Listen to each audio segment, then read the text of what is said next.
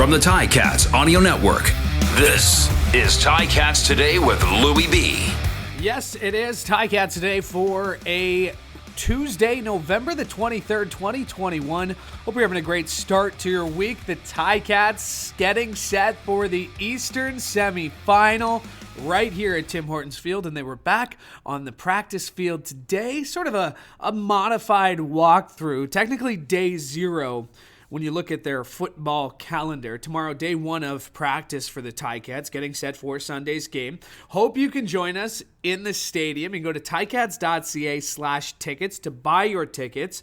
You can be listening to this show, where later on I'll be announcing a keyword that I'll get you to email to gameday@ticats.ca. Yes, we're giving away a pair of tickets a day to the Eastern semifinal here on Ticats Today. So be listening for the keyword coming up somewhere in this show. I'm not going to tell you when. I'm going to make you listen. Well, hopefully you want to listen. That's why you found us. But there will be a keyword that I will tell you. You'll have to email it to gameday@ticats.ca, and you'll be automatically entered to win a pair of tickets to see the Ticats host the Alouettes on Sunday. All right, big show. Really excited to be joined by Glen Suitor from the CFL on TSN. Always love when Suit stops by.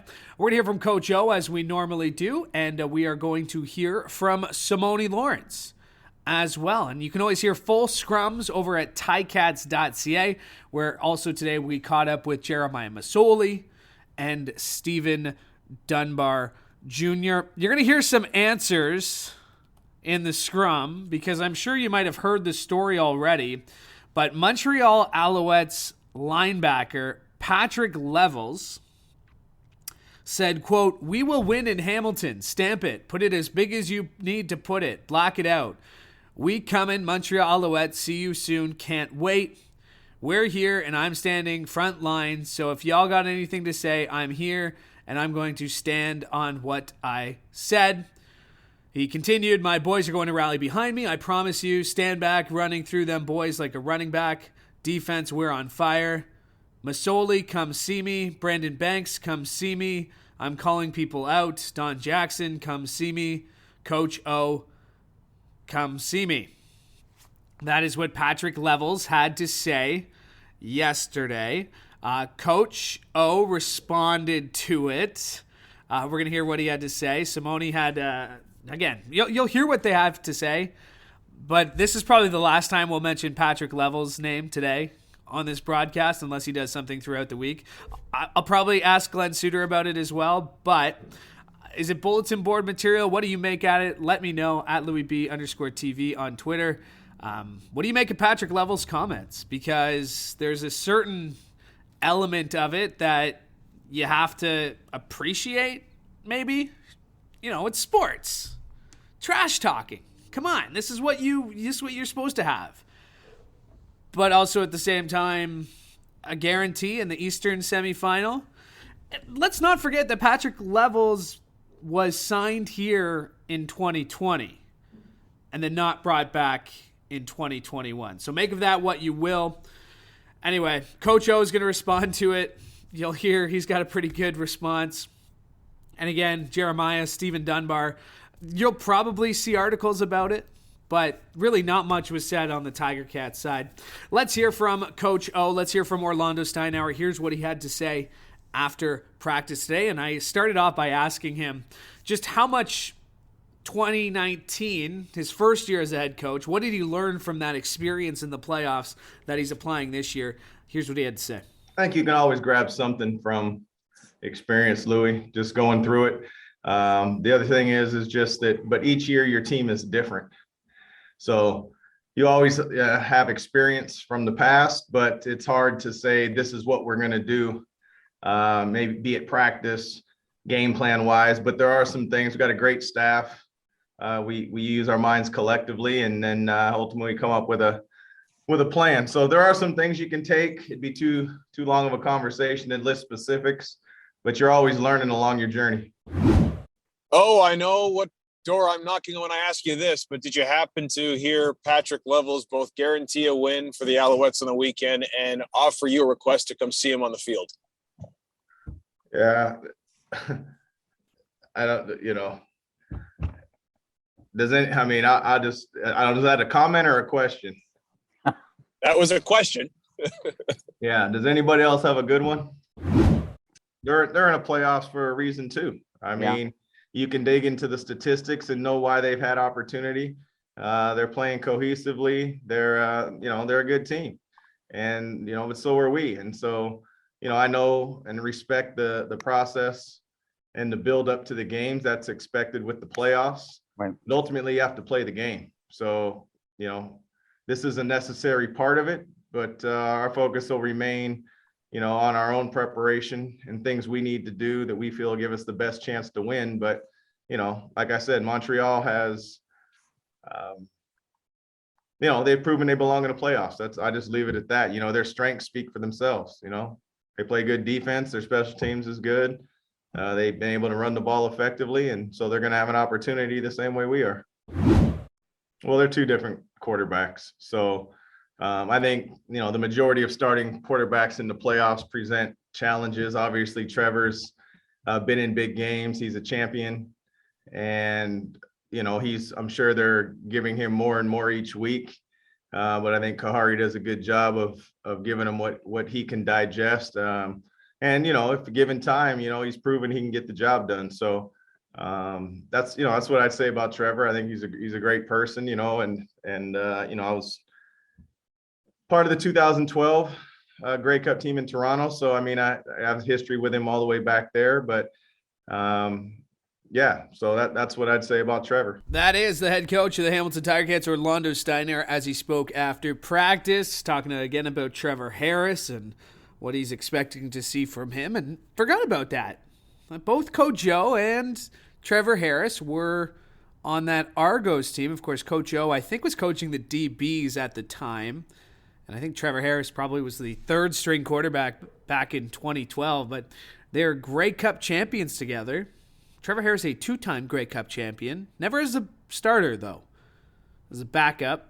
And then, in Ottawa as well. But Trevor Harris will get the start for Montreal, and man who will be trying to take him down, Simoni Lawrence, the Ticats' all-time leader in tackles. Had a chance to catch up with him after practice today and started off by asking him, and he'll touch on the Patrick level stuff. You'll hear his answer on that. He'll talk about the fans, the blackout expected on Sunday's game. But the one thing we started off by saying is just how his mentality changes from the regular season to the postseason. Here's what he had to say. It's one of those things where you don't leave anything up to chance. You dot all your I's, you cross all your T's. Not saying you don't do that during the regular season, but the outcome weighs a lot more. You lose a game and you're going home, and nobody wants to go home, especially when you're in such a great environment and you got a lot of teammates that you love and coaches that you love and personnel that you love. We like being around each other. So, we're trying to stretch this thing out as long as possible. Yeah, of course. It's always about, at this point in the season, it's about execution. Everybody's going to hustle to the ball. Everybody's going to want to hit people as hard as they can. Everybody's going to want to do everything great, but, it's about locking in and executing and doing your job at a very high level. It's nasty. It feels amazing out there, especially when all the fans are in all black and then they're waving all the towels around. And it's like second down and long, second down and short, or even when we're just coming out as a defense and it's like, welcome your Hamilton Ticats defense, and the crowd goes crazy. It's like the exhilaration just goes through your whole body, and then you're like kind of like out of body experience. You feel a lot tougher than you might be. I think we're just do a great job coming together and trusting each other and understand that we're all going to make plays and not being scared to make plays, because we understand if we miss a play, then our brothers are going to take care of each other and clean up and make the play for us. So it's one of those things where we have no fear of anything. The way you not look ahead is understand that you have Montreal on Sunday and you can't see Toronto unless you beat Montreal. So our focus is 100% on Montreal and getting that win, and then we'll deal with what we have to deal with after that. Simoni, Steve might correct me if I'm wrong, but in the number of playoff games that you've played in, I don't ever remember you guaranteeing a playoff win. What does it say about a player when they have to motivate themselves by guaranteeing a win? I don't know. I don't do that, so I don't know nothing about that. I just want to let people do what they do. Like, whatever makes people go and make them feel good about life, that's good for them. Do what's best for you. That is Simoni Lawrence as we caught up with him after practice day. And just a reminder, full scrums available at ticats.ca. You can hear everything Simoni had to say today, everything Coach O said. You'll also hear from Jeremiah Masoli and Stephen Dunbar Jr., who we caught up with today as well. While you're at ticats.ca, you can also buy your tickets for Sunday's Eastern semifinal, or you can win them. You can win them just by listening to this podcast right here, right now.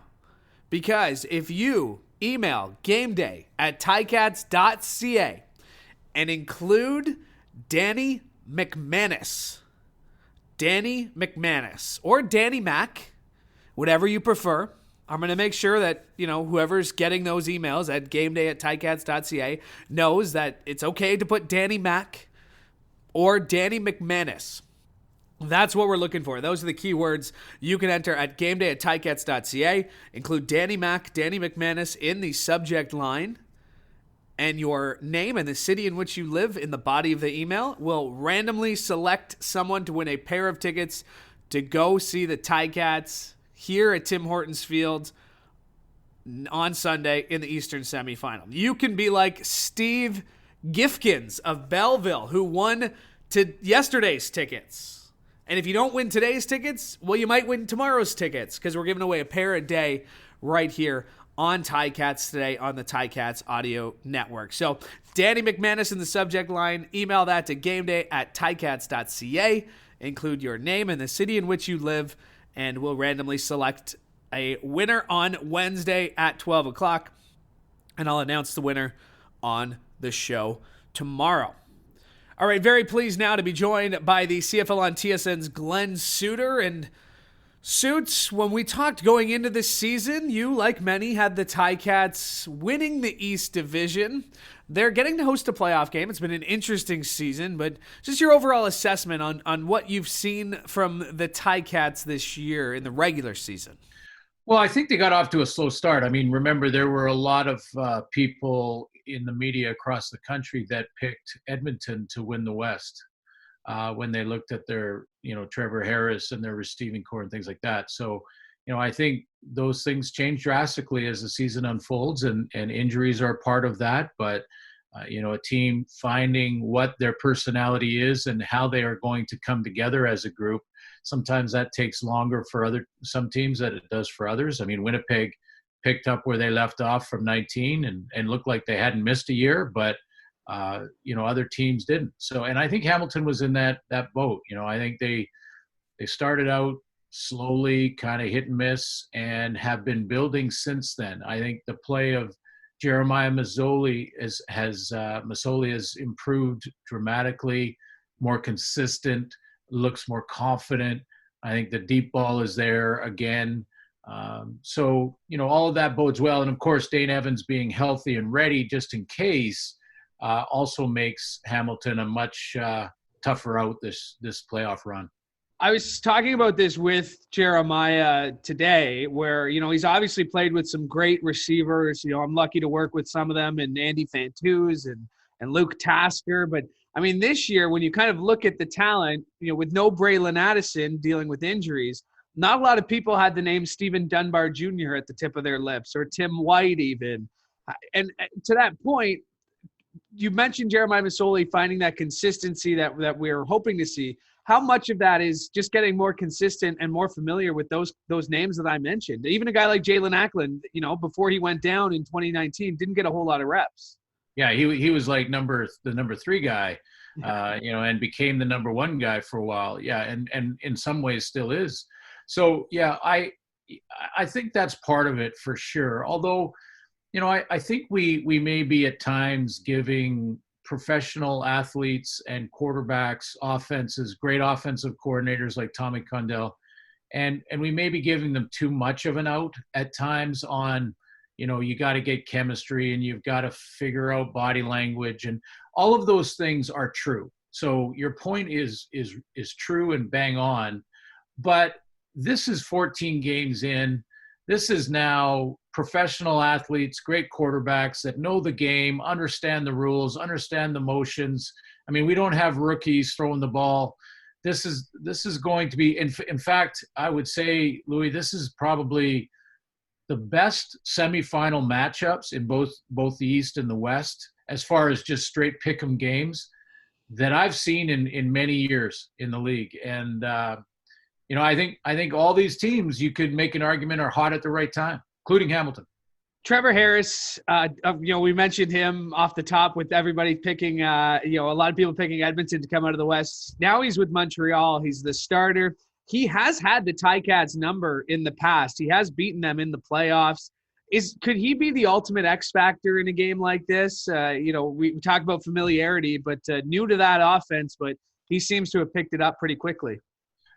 Absolutely, which, again, I know I'm going off topic a little bit, but takes me back to why I was scratching my head when Nick Arbuckle didn't play, and they were saying he never got any practice time, so he couldn't play. I thought this is a veteran quarterback like Trevor Harris that played within a week or a week and a half of landing in Montreal. So I just thought that excuse in Edmonton was ridiculous. But bottom line being in your question is that I think the X factor for Montreal is going to be Will Stanback. I mean, William Stanback, to me, is the matchup. Stanback in that running game against the Hamilton defense and that front seven, that to me is the key. That to me is the X factor.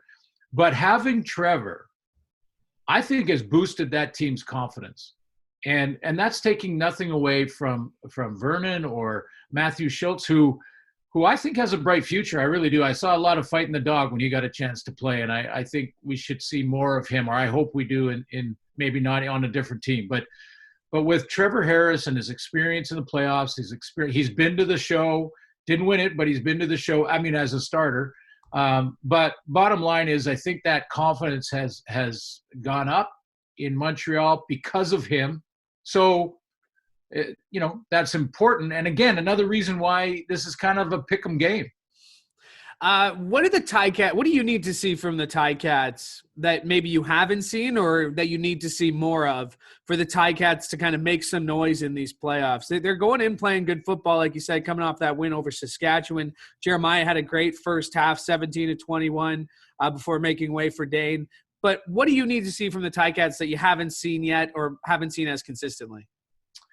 Well, what I've seen a little bit of this build towards the playoffs has been more balance in the offense, rather than throwing it on almost all downs, and the passing game being 80-85%. I have seen more balance in the run game, a stronger running game, and when you have that balance, you have a chance to sort of have a better opportunity for ball control.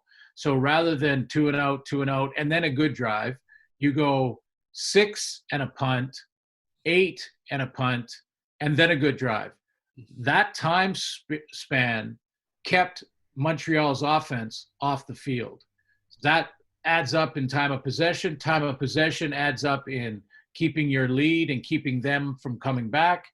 And you usually are winning the field position advantage by winning the time of possession.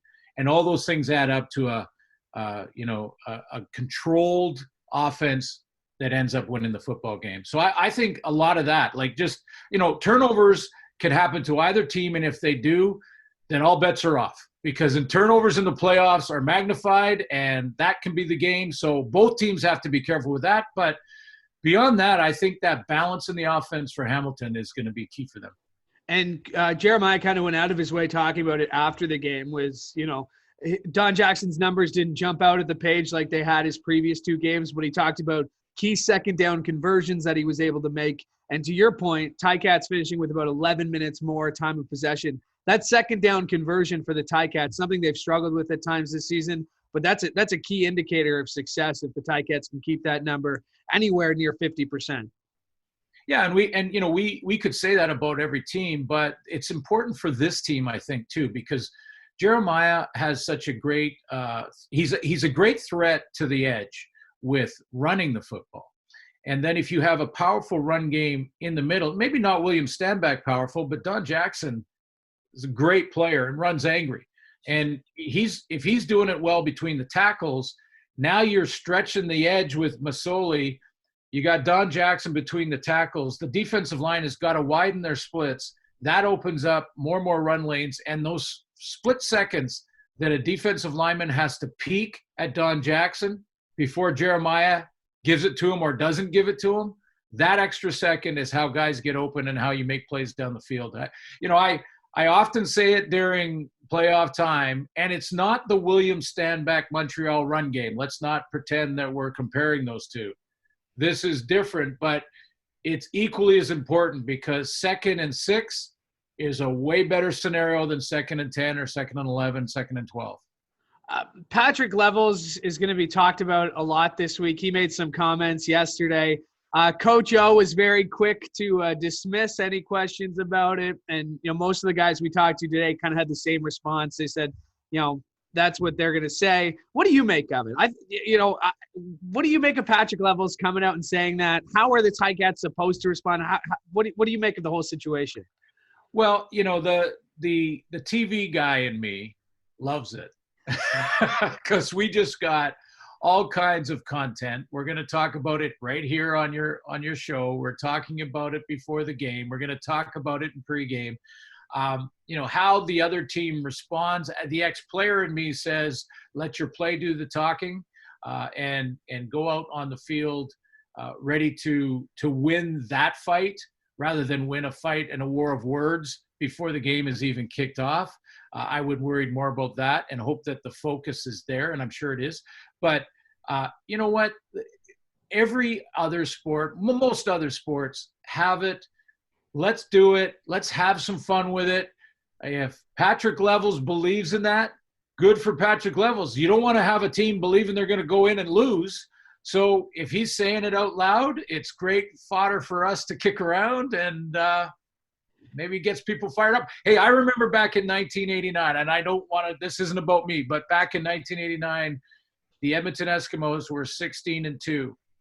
And we were going in as a 9-9 team into the West Final, and they were saying this is going to be the sacrificial lambs and had booked their plane tickets to the Grey Cup in Toronto that year before the game kicked off.